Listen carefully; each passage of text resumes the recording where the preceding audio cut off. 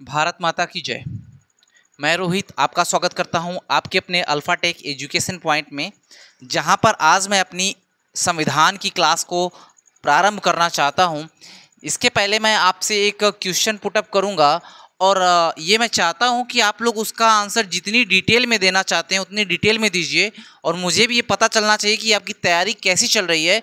तो मेरा जो ये क्वेश्चन है बहुत आसान है, अगर आप चाहेंगे तो बहुत सारी आंसर को एकदम डिटेल में आप इसका आंसर देंगे। और क्वेश्चन आपका ये है कि भारत से लगने वाली सर्वाधिक सबसे बड़ी सीमा किस देश की है, कितनी बड़ी है? भारत से लगने वाली किसी देश की सबसे बड़ी सीमा कौन से देश की है, कितने किलोमीटर की है, कौन कौन से राज्यों से लगती है? सारी बातें कमेंट बॉक्स में आप बताएंगे। मैंने पिछले वीडियो में इसको पढ़ा रखा है। अगर आपको वीडियो देखनी है तो मेरे प्लेलिस्ट में चले जाइए, वहाँ पे वो वीडियो पड़ी हुई है।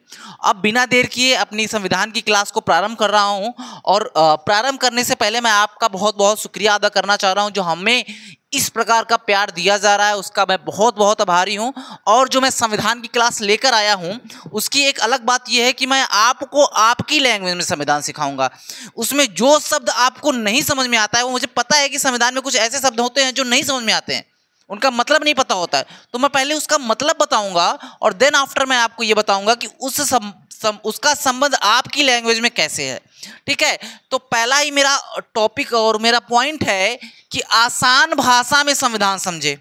मतलब इसका कि जो संविधान है उसको हम संविधान की भाषा में न समझ के आपकी भाषा में समझेंगे। तो पहली ही बात कह रहा है कि संविधान सभा लगभग 3 वर्ष लगे संविधान बनाने में। अगर एक्यूरेट बात की जाए 2 वर्ष 11 माह 18 दिन, तो 2 वर्ष 11 माह और 17 दिन के बजाय 18 दिन मान लीजिए, क्योंकि रात का पूरा समय लग चुका था। तो 2 वर्ष 11 माह और 18 दिन लगे पूरे संविधान बनने में। इस अवधि में आपके कुल 165 दिनों तक सत्र को बुलाया गया। टोटल ड्यूरेशन जो था आपका 2 वर्ष 11 माह 18 दिन लगा, लेकिन जितने दिन काम हुआ, जितने दिन संविधान सभा एक साथ बैठी, उसमें केवल 165 दिन ही काम हुआ। लेकिन 2 वर्ष 11 माह 18 दिन में जितना टोटल दिन था, उस टोटल दिन में से केवल 165 दिन काम हुआ, बाकी दिन छुट्टी थी। तो बात समझ में आई कि अगर आपसे पूछा जाएगा कि संविधान कितने दिनों में बना, तो आपको ये एक संख्या याद रखनी है, 2 वर्ष 11 माह 18 दिन। और अगर पूछा जाएगा कि संविधान सभा एक साथ कमेटी के साथ बैठी कितने दिन, तो उसमें आपका संख्या है 165। कितने दिन तक सत्र चला आपका? तो 165 दिन तक आपका सत्र चला। और उन 165 दिनों में से 114 दिन मसौदे पर विचार हुआ। अच्छा, मसौदा क्या है? तो आप मसौदा को अपनी भाषा में समझते हैं प्रारूप समिति। प्रारूप समिति अगर अभी भी आपको समझ में नहीं आ रही हो, तो प्रारूप समिति वह समिति है जिसके अध्यक्ष बाबा साहेब भीमराव अंबेडकर जी थे, और उसमें 7 सदस्य भी थे। ठीक है, तो ये बातें आपको यहां से समझ में आ जानी चाहिए। मैं एक बार फिर से रिपीट कर दे रहा हूं। ठीक है, संविधान सभा को संविधान बनाने में 2 वर्ष 11 माह 18 दिन लगे, और 165 दिन तक सत्र चला हमारा। और 165 दिन के सत्र में 114 दिन मसौदे पर विचार हुआ। मतलब प्रारूप समिति ने विचार किया कि प्रारूप कैसा होगा, और बाकी दिनों में पूरा संविधान आपका बनके तैयार हो गया। अब चलें आगे बात करते हैं। अगली हेडिंग क्या है? कैबिनेट मिशन की सिफारिश। बहुत ही ज्यादा इंपॉर्टेंट क्वेश्चन यहां से बनता है कि संविधान सभा का गठन किसकी सिफारिश, मतलब किसके कहने पर या फिर किसकी सिफारिश पर हुआ। तो इस पॉइंट को आप नोट करेंगे और अंडरलाइन करके अपनी नोट्स बनाएंगे कि कैबिनेट मिशन की सिफारिश पर हमारी संविधान सभा का गठन हुआ। और कैबिनेट मिशन में 3 सदस्य हैं। मैं लिखूंगा नहीं, बस आपको बोल दे रहा हूं, आप सुन लीजिए और नोट कर लीजिएगा। पहले व्यक्ति जो थे उनका नाम था स्टोफर क्रिप्स, जिन्होंने 1942 में क्रिप्स मिशन लेकर आया था। उनका नाम था स्टोफर क्रिप्स, वो भी कैबिनेट मिशन के सदस्य थे। दूसरे थे आपके पैथिक लॉरेंस। पैथिक लॉरेंस उस वक्त के भारत सचिव थे, और दूसरे व्यक्ति थे आपके कौन? Pethick Lawrence. पहले स्टोफर क्रिप्स, दूसरे पैथिक लॉरेंस, और तीसरे थे आपके एबी अलेक्जेंडर। कौन थे? एबी अलेक्जेंडर थे। और कैबिनेट मिशन की सिफारिश पर भारत में संविधान सभा का गठन हो गया।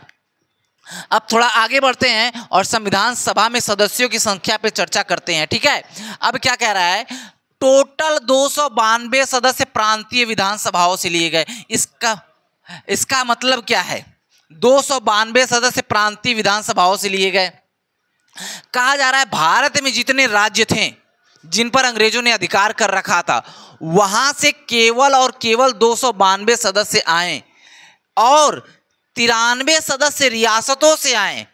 93 सदस्य कहां से आ गए बाबू, भारतीय रियासतों से। समझ में, इस बात को समझिएगा थोड़ा सा, भारतीय रियासतों से, ऐसी रियासतें जिन पर अंग्रेजों का कब्जा नहीं था, वहां से 93 सदस्य आए और जिन जगहों पर कब्जा था अंग्रेजों का, वहां से लगभग 292 सदस्य आए।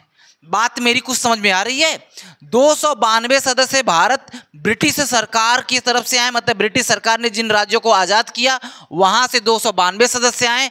रियासत जिनमें राजाओं का शासन था वहां से 93 सदस्य आए और 4 सदस्य कमिश्नरी सीटों से आए। तो कहां से आए, 4 सदस्य कमिश्नरी सीटों से आए। तो कुल टोटल सदस्य संख्या कितनी हो गई, तो अगर आपसे पूछा जाएगा कि संविधान सभा में कुल सदस्य संख्या कितनी थी, तो 389 थी। और अगर आपसे पूछे कि रियासतों से कितने थे, तो रियासतों से 93 थे। और अगर आपसे पूछा जाए कि ब्रिटिश राज्य से कितने थे, तो 292 थे। और आपसे पूछा जाए कमिश्नरी सीट से कितने थे, तो 4 थे। आपको एक बात टोटल समझ में आई कि संविधान सभा में सदस्यों की संख्या 389 थी, 4 कमिश्नरी सीट से थे, 292 आपके ब्रिटिश राज्य से थे और 93 रियासतों से थे। इतनी बातें आपको जहां तक क्लियर हो गई होगी। आगे बात करते हैं। आगे बात क्या करते हैं कि 3 जून 1947 को माउंटबेटन योजना के तहत भारत को पाकिस्तान से अलग कर दिया गया। डेट भी याद रखिएगा, भारत पाकिस्तान से अलग कब हुआ, ये किस योजना के तहत हुआ। तो माउंटबेटन योजना के तहत भारत को पाकिस्तान से अलग कर दिया गया। और कब अलग किया गया, 3 जून 1947 को भारत को पाकिस्तान से अलग कर दिया गया और अलग से एक संविधान सभा की स्थापना की गई, जिसमें कुल टोटल 299 सदस्य थे। इतनी बातें आपको यहां से मैं आपको दे पाया हूं और एक बार मैं इसको एक बार और कैप्चर कर ले रहा हूं।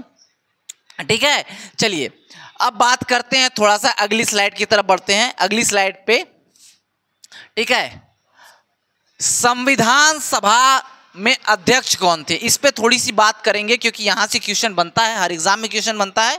चलिए, तो पहली बात तो ये जो इमेज आप देख रहे हैं आपके पहले राष्ट्रपति डॉक्टर राजेंद्र प्रसाद जी की है, जो कि बिहार से संबंधित थे, और बिहार से संबंधित डॉक्टर सच्चिदानंद सिन्हा ये भी थे। ठीक है, तो इनके बारे में थोड़ी सी बात करेंगे कि संविधान सभा के अध्यक्ष कौन थे।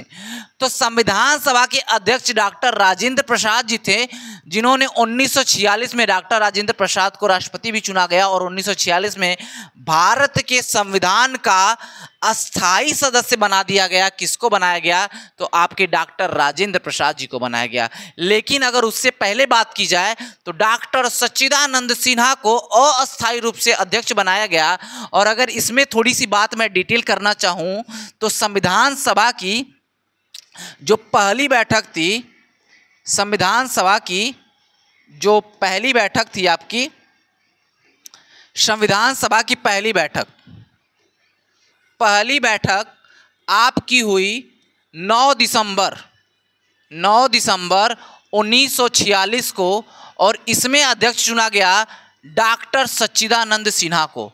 और दूसरी बैठक जब हुई 11 दिसंबर को, तो इसमें अध्यक्ष चुना गया किसको, डॉक्टर राजेंद्र प्रसाद को। तो ये दो बातें आपको याद रखनी है कि अस्थायी रूप से जो अध्यक्ष चुने गए डॉक्टर सच्चिदानंद सिन्हा चुने गए और अस्थायी रूप से अध्यक्ष किसको चुना गया, आपके डॉक्टर राजेंद्र प्रसाद को चुना गया। तो ये दोनों बातें इस वीडियो से, इस स्लाइड से आपको मिलती हैं कि संविधान सभा के अध्यक्ष कौन थे। तो संविधान सभा के अध्यक्ष डॉक्टर राजेंद्र प्रसाद जी थे, जो कि अस्थायी अध्यक्ष थे। और इनको बनाया कब गया, तो 11 दिसंबर 1946 को बनाया गया।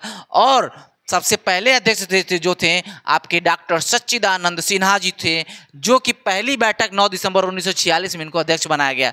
ठीक है, तब आगे बढ़ते हैं अपनी स्लाइड में और आगे बात करते हैं, थोड़ी सी इंपॉर्टेंट डेट जो है उस पर डिस्कस कर लेते हैं। क्या कह रहा है, संविधान सभा का गठन मैंने पिछली वीडियो में ही आपको एक बार मेंशन कर दिया था कि संविधान सभा का गठन कैबिनेट मिशन के कहने पर हुआ था, सिफारिश पे हुआ था, जिसका गठन सन 1946 में हुआ। ठीक, बात करें राष्ट्रीय ध्वज के बारे में तो राष्ट्रीय ध्वज तिरंगा जिसको बनाने वाले, जिसका डिजाइन देने वाले आपके पिंगली वकैया जी जो थे, उनके झंडे को 22 जुलाई सन 1947 को संविधान सभा द्वारा मान्यता दे दी गई। ये क्वेश्चन कम से कम 50 बार मैं प्रैक्टिस सेट में देख चुका हूं। अगर आप इसको नोट कर लेते हैं तो आपके पॉइंट ऑफ व्यू से, एग्जाम पॉइंट ऑफ व्यू से बहुत जरूरी हो जाता है।